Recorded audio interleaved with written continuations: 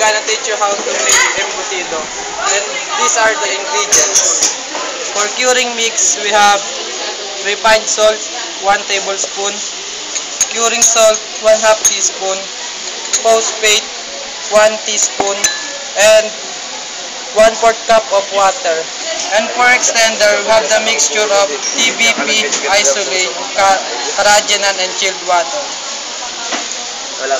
For seasoning, we have refined sugar, 6 tablespoons, black pepper, 1 1/4 teaspoon, powdered milk, 2 tablespoons, chorizo, 1 pieces, pickle, 2 tablespoons, onion, 1 pieces or 1 1/4 tablespoon, raisin, 1 box, egg, hard boiled, 6 pieces, fresh egg, 2 pieces, Vienna sausage, 1/4 cup, carrots, 2 tablespoons, breadcrumbs, 1/4 cup, all-purpose flour, 2 tablespoons, and MSG, 2 teaspoons. And for the main ingredients, we have ground pork. For our curing mix, we have to dissolve refined salt,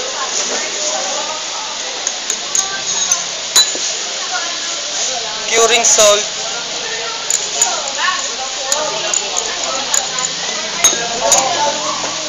phosphate,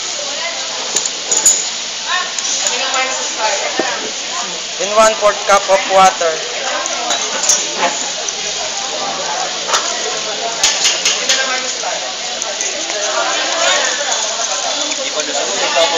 And pour it into the meat.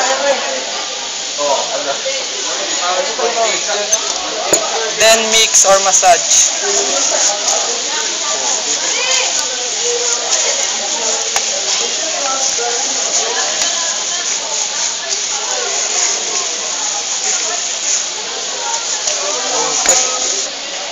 And add the extender.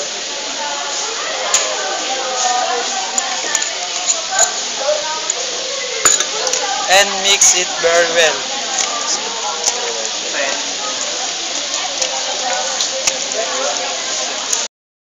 And add the seasoning, refined sugar,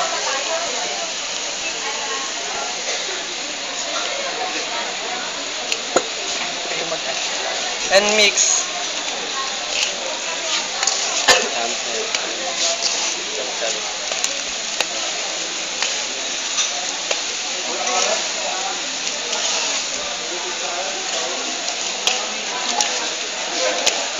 Black pepper,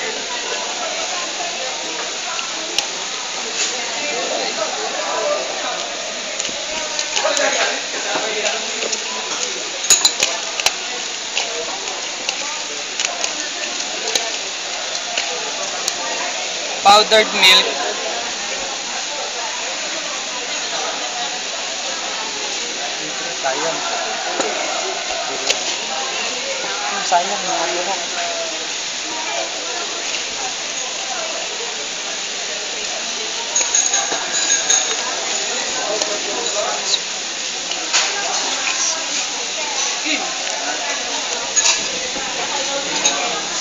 chorizo,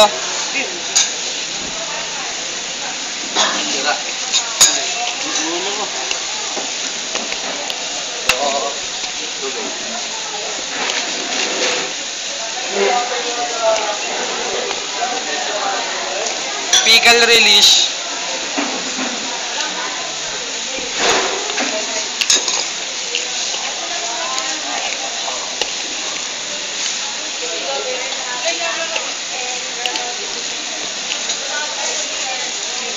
onion,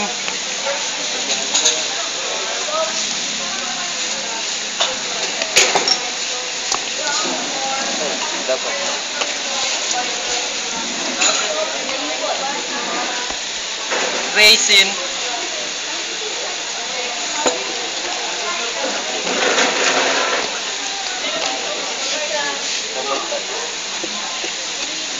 hard-boiled egg,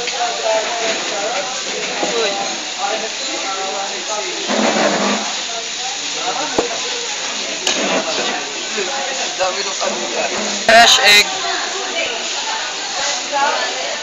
one at a time.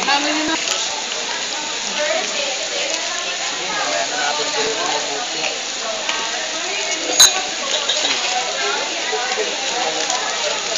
Vienna sausage,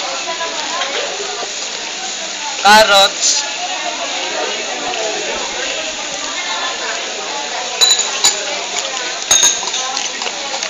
breadcrumbs,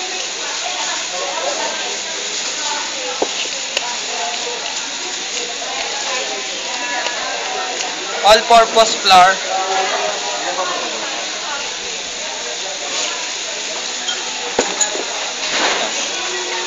and MSG for our last ingredients. And